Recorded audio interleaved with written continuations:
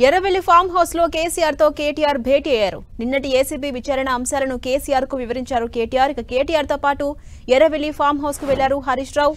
ACB విచారణతో పాటుగా తాజా రాజకీయ పరిస్థితులపై వీరంతా చర్చించారు.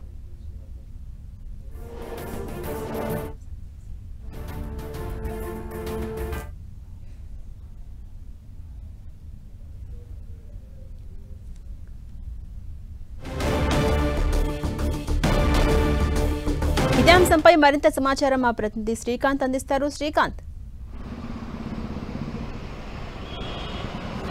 ఝాన్సీ, నిన్న ఏసీబీ విచారణ ఎదుర్కొన్న BRS party working president KTR ఈ రోజు పార్టీ అధినేత కేటీఆర్ ను కలిశారు. కొద్దిసేపటి క్రితం ఎర్రవల్లి వ్యవసాయ క్షేత్రంలో కేసీఆర్ తో భేటీ కావడం జరిగింది. వర్కింగ్ ప్రెసిడెంట్ కేటీఆర్ తో పాటు మరో కీలక నేత హరీష్ రావు ఇద్దరు కలిసి కూడా కేసీఆర్ వ్యవసాయ క్షేత్రానికి వెళ్లారు. ఇద్దరు కూడా అంటే ఈ ఏసీబీ కేసు విషయంలో ఫార్ములా ఈ కార్ రేస్ వ్యవహారంలో ప్రభుత్వం అనుసరిస్తున్న వ్యూహం అంటే ఎలాంటి విధానాలు అనుసరిస్తున్న దానిపై చర్చించారు. నిన్న ప్రధానంగా నిన్న జరిగిన విచారణకు సంబంధించి పూర్తి వివరాలు ఈ రోజు కేసీఆర్ తో కేటీఆర్ పంచుకున్నట్టు తెలుస్తుంది. అధికారులు ఏ అంశాలపై దృష్టి సారించారు, ప్రభుత్వం ఎలా వ్యవహరించబోతుందన్న దానిపై కేసీఆర్ తో చర్చించినట్టు తెలుస్తుంది. ఎలాంటి అక్రమాలకు పాల్పడకపోయినా ప్రభుత్వం కక్ష సాధింపు చర్యలతోనే ఈ విధంగా వ్యవహరిస్తుందని ముందు నుంచి బీఆర్ఎస్ వర్కింగ్ ప్రెసిడెంట్ కేటీఆర్ చెబుతూనే ఉన్నారు. కేసీఆర్ కూడా ప్రభుత్వ నిబంధనల ప్రకారమే నిధులు చెల్లించడం జరిగిందని మున్సిపల్ శాఖ మంత్రిగా తన శాఖలో ఉన్న నిర్ణయానికి అనుగుణంగానే కేటీఆర్ నిధులు చెల్లించారన్న అభిప్రాయం వ్యక్తం చేసినట్టు తెలుస్తుంది. ప్రభుత్వం ఈ చేస్తున్న అక్రమ కేసులు అంటే నమోదు చేస్తున్న అక్రమ కేసుల విషయంలో రాబోయే రోజుల్లో కూడా ప్రభుత్వానికి వ్యతిరేకంగా న్యాయ పోరాటం చేయాల్సిన అవసరం ఉందన్న అభిప్రాయానికి నేతలు వచ్చినట్టు తెలుస్తుంది.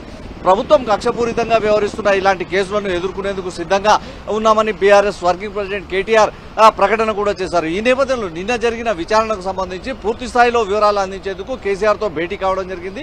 దాదాపు 6 గంటల పాటు ఏసీబీ విచారణను నిన్న కేటీఆర్ ఎదుర్కొన్నారు. 10-10:30 గంటల ప్రాంతంలో ఏసీబీ కార్యాలయానికి వెళ్లిన కేటీఆర్ దాదాపు 6 గంటల ప్రాంతంలో బయటకు వచ్చారు. 5:30-6 గంటల ప్రాంతంలో బయటకు వచ్చారు. ఈ 6 గంటల పాటు అధికారులు ఏ అంశాలపై ప్రశ్నలు సంధించారు, విచారణలో భాగంగా ఏ అంశాలపై ఫోకస్ పెట్టారు, రాబోయే రోజుల్లో ఈ విచారణను ఎలా ఎదుర్కోవాలి, ఈ కేసును ఎలా ఎదుర్కోవాలన్న అంశంపైనే నేతలు అంటే వీరిద్దరి మధ్య ప్రధానంగా చర్చ జరిగినట్టు తెలుస్తుంది. హైకోర్టులో ఈ కేసు డిస్మిస్ కు సంబంధించి అంటే క్వాష్ పిటిషన్ కొట్టివేయడంతో ఏసీబీ అధికారులు విచారణ మరింత ముమ్మరం చేసే అవకాశం ఉంటుందని, ఈ కారణంగా రాబోయే రోజుల్లో సుప్రీంకోర్టును ఆశ్రయించి ఉపశమనం పొందేందుకు అంటే అరెస్ట్ కాకుండా విచారణకు తాము సిద్ధమే అని బీఆర్ఎస్ నేతలు చెబుతున్నా ప్రభుత్వం కుట్రపూరితంగా కక్షపూరితంగా కేటీఆర్ ను అరెస్ట్ చేసే అవకాశం ఉందని, అరెస్టును అడ్డుకునేందుకు అరెస్ట్ కాకుండా చూసుకునేందుకు న్యాయపరమైన పోరాటం ఎలా చేయాలన్న దానిపైనే ఈ ఇద్దరి మధ్య చర్చ జరిగినట్టు తెలుస్తుంది. నేతల మధ్య చర్చ జరిగినట్టు తెలుస్తుంది.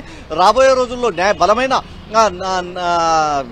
అంటే న్యాయవాదులను ఢిల్లీలో సుప్రీంకోర్టులో వాదించేలా చేసి అరెస్టు నుంచి కాపాడుకోవాలని ప్రధానంగా భావిస్తున్నట్టు తెలుస్తుంది. ఏసీబీ విచారణను ఎదుర్కొనేందుకు సిద్ధంగా ఉన్నప్పటికీ ప్రభుత్వం కుట్రతో వ్యవహరిస్తున్న కారణంగా అరెస్ట్ చేసే అవకాశం ఉందన్న ఒక ఆందోళన బీఆర్ఎస్ నేతల్లో కూడా వ్యక్తమవుతుంది. Jhansi, right, thank you Srikanth.